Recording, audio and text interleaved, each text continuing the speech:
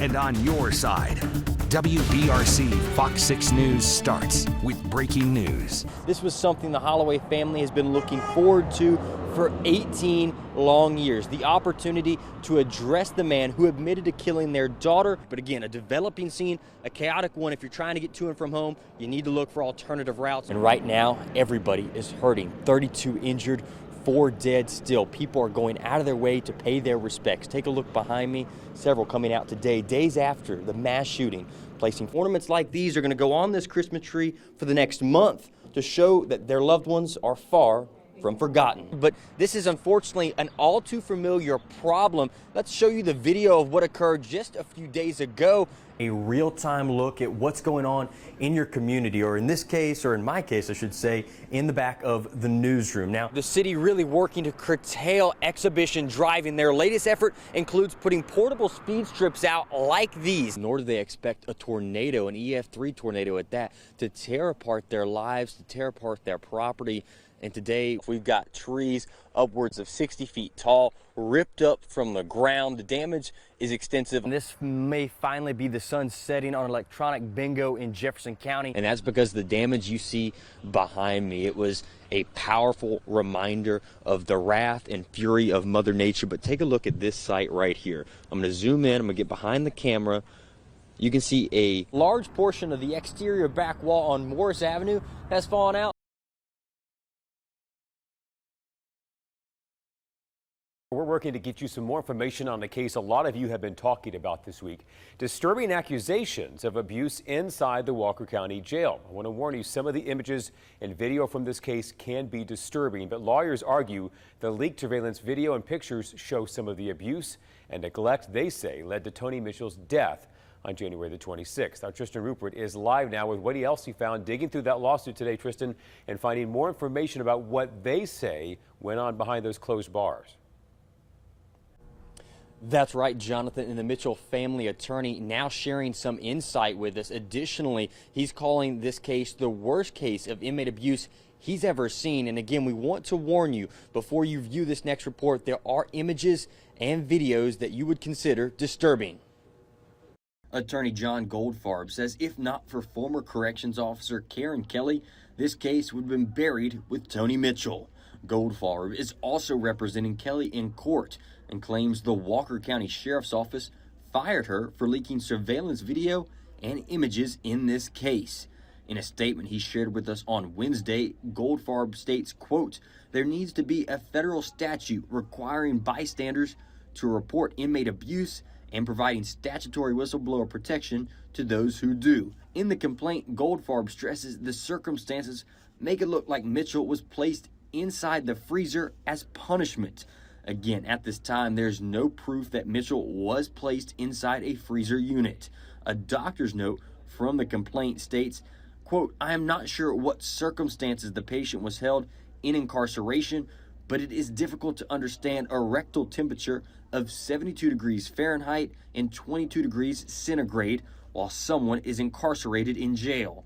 The cause of his hypothermia is not clear." Goldfarb has sent a letter to the Walker County Jail telling them to preserve all of their electronic recordings. Closed his statement to me, stressing that the images and videos he has seen in this case will haunt him forever. As far as the Walker County Sheriff's Office, they declined our previous request for comment, pointing all questions towards Aaliyah, who's currently investigating. Reporting on Walker County, Tristan Ruppert, WBRC, Fox 6 News, on your side. Tonight, giving you an update on a problem raising concerns over a foul smell in the Highland Park community. Last night, sewage started overflowing into Caldwell Park. Crews thought they had stopped it, but it spewed back out a few hours later. There's no distinguishing whether that smell is there or not. Tristan Ruppert is live to find out what's going on. And Tristan, looks like a much different scene now.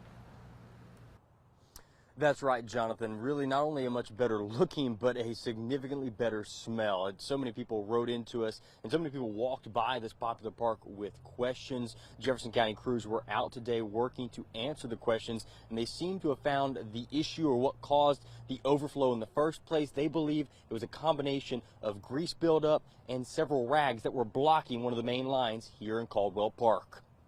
We got a call last night around 11. It ended up being a blockage and rag event. Our line was clogged with grease and rags. Crews came out last night, alleviated the blockage, stopped the overflow last night. When crews returned, they saw this. More sewage rushing back into Caldwell Park. They put out signs warning visitors and worked to clear out the sewer line once again. We have done some work out here in the last couple of years. We've looked at these lines, so this blockage is something new. So it's not that we've neglected it. We've really been out here proactively trying to make sure this sort of thing doesn't happen. I'm told an expert will come out tomorrow to see if repairs can be made to a piece in the line. Once the issue was identified, crews worked to thoroughly clean the area. The lime helps alleviate the odor. We also put a chemical called Lemonex out. It kills the germs and it alleviates the odor as well. Many locals use the park every day and were relieved to learn the issue appears to be minor. Well, I'm glad they're going to get it fixed because I like walking in the park. Crews left here just within the last hour. They believe the problem will be tackled officially and finally tomorrow. And take a look behind me. They've also placed a temporary fence up. That's to try and keep your pet safe. That's what the chemical agents are currently doing, neutralizing that smell. But again, that's going to be up for at least the next few days. Reporting in Birmingham, Tristan Ruppert, WBRC, Fox 6 News. On your side. Breaking news as friends, loved ones, and some who never met but wanted to honor Birmingham firefighter Jordan Melton gathered today for his funeral. It was meant to be a celebration of life, but no one wanted to be there. And as you'd imagine, this is a very difficult day for Jordan's loved ones. It is so hard. His mother, Rochelle Malone, talking to our Tristan Ruppert to tell Jordan's story. That's right, Sarah. First and foremost, I was able to check in and see just how well they were doing. And it's really about as well as anyone could expect them to be doing. They still have a lot of questions, both how and why something like this could happen, not only to them, but in this community. But Rochelle stresses today is not the day for questions. Today is the opportunity to honor her son and his legacy. He just had a knack for bringing joy to any environment. Which is exactly why all the kind words she has heard these last 2 weeks has come as no surprise. I've heard a lot in these past few days, compliments about how I raised him, but I believe that I had a great canvas to work with. Rochelle says her son loves sports. He played and won several state titles for the Hoover Buccaneers, but more importantly, he cultivated lifelong friendships with teammates and friends. He also surprised his mother with his passion for cooking. He said, well, Mom, I like to eat, so I had to learn how to cook, and I've watched you cook enough that I can try. Rochelle says that spirit and her son's constant smile helped make him friends wherever he went. Jordan was one big smile. Not only on his face, but in your heart. In our sit-down, Rochelle shared that Jordan dreamed of one day becoming a chief. He even sported a Chiefs helmet in this childhood picture. And while he never got the chance to accomplish that goal, his mother did have a message for her son. You know I'm proud of you. I've always told you that. And I'm still proud of you. She also hopes that this tragedy shows it's time we all stand up and do better, that we find better ways to solve conflicts, and that by doing so, we will honor her son. To celebrate his life in a way that will speak to this present generation and generations to come about how we react and respond to hurt, how we respond to anger, how we respond to vengeance. Lastly, I was able to ask Miss Rochelle what she believes her son would say about all the tributes and love that is poured into Birmingham over the last 2 weeks. I think he's looking down and said, man, y'all doing the most.